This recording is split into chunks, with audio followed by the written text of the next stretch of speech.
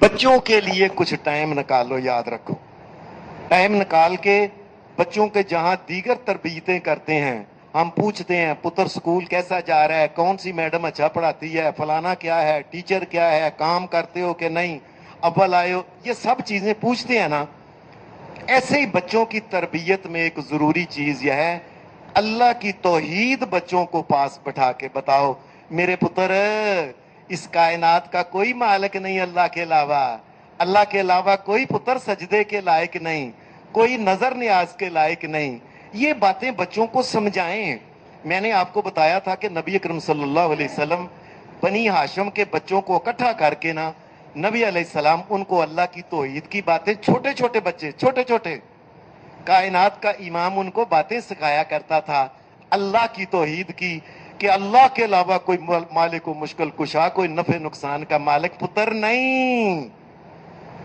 حدیث میں آتا ہے نبی علیہ السلام نے اپنے دوترے نواسے حضرت حسن رضی اللہ تعالی عنہ کو آپ نے دعائے قنوت سکھائی، اور وہ دعائے قنوت آپ ساری پڑھ کے دیکھ لیں، ساری کی ساری دعائے قنوت کے اندر اللہ کی توحید ہے بس۔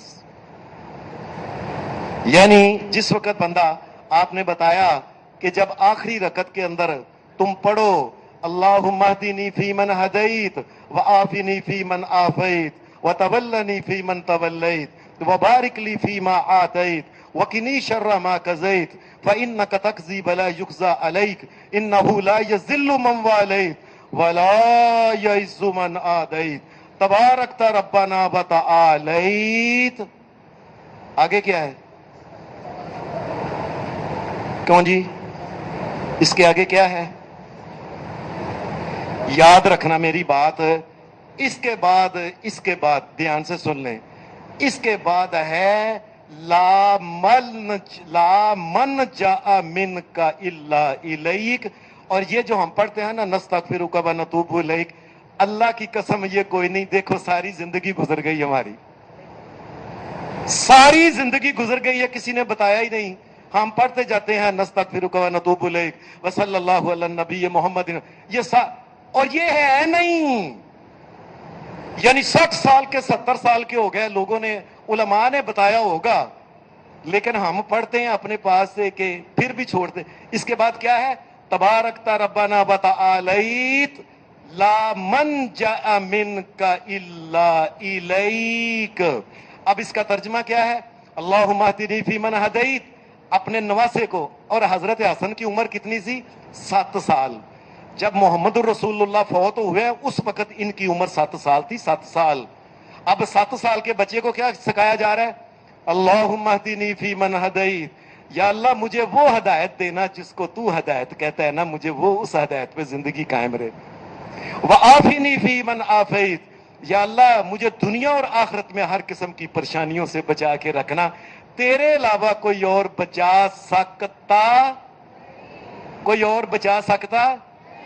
وبارک لی فی ما آتیت، یا اللہ تو جو بھی مجھے چیز عنایت کرے، یا اللہ وہ خیر والی، اس میں برکت ڈالنا، یا اللہ تیرے علاوہ برکت ڈالنے والا کوئی اور، وقنی شر ما قضیت، یا اللہ ہر قسم کے برے فیصلوں سے مجھے بچا کے رکھنا، یا اللہ میرے بارے میں کوئی فیصلہ نہ کر لینا تباہی کا، بربادی کا، میرے بچوں کی بیماری کا، تکلیف کا، نقصان نہ، میرے مالک میرے بارے میں ایسا کوئی فیصلہ نہ کرنا، تیرے علاوہ کوئی ایسا نہیں ہے کہ جس کا فیصلہ چلتا ہو، تیرا فیصلہ چلتا ہے۔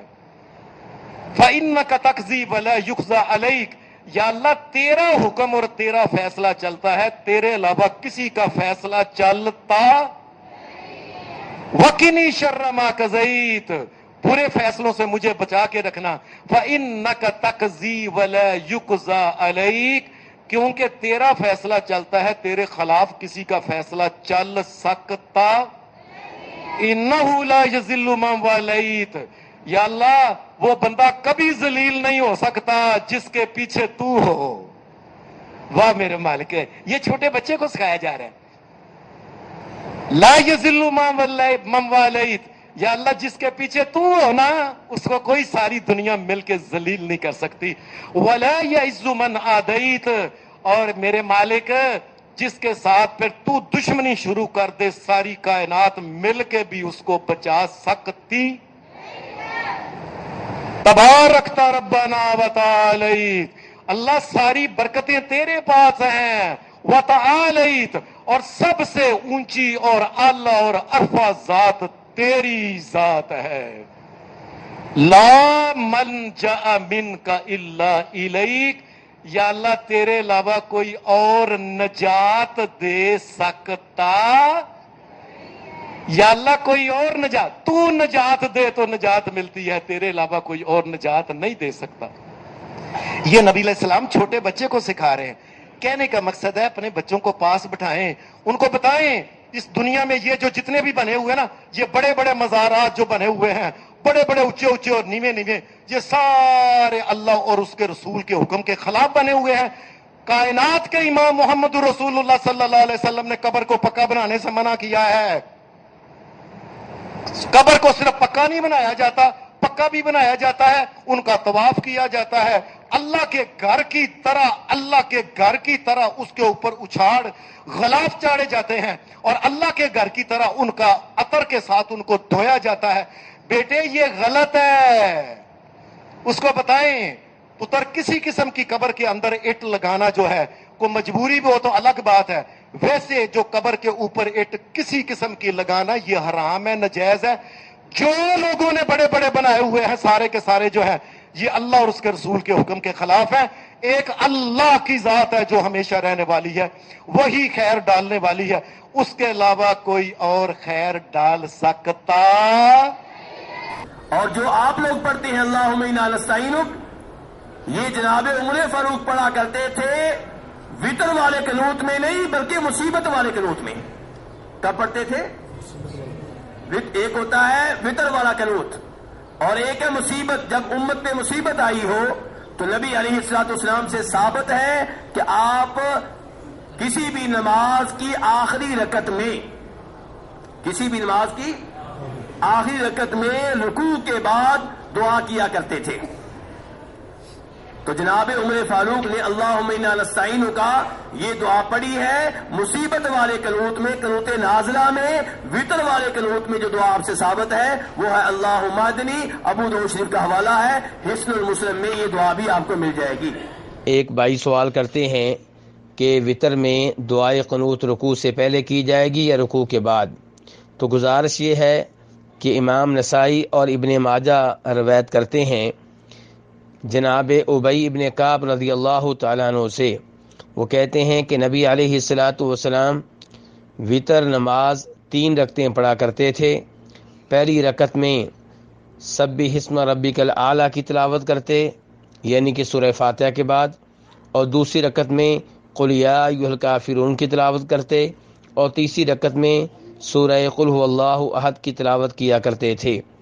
اور کہتے ہیں کہ آپ رکوع سے پہلے دعائے قنوت کیا کرتے تھے. تو اس سے پتہ چلا کہ وطر کی نماز میں نبی علیہ الصلوۃ والسلام رکوع سے پہلے دعائے قنوت کر لیا کرتے تھے.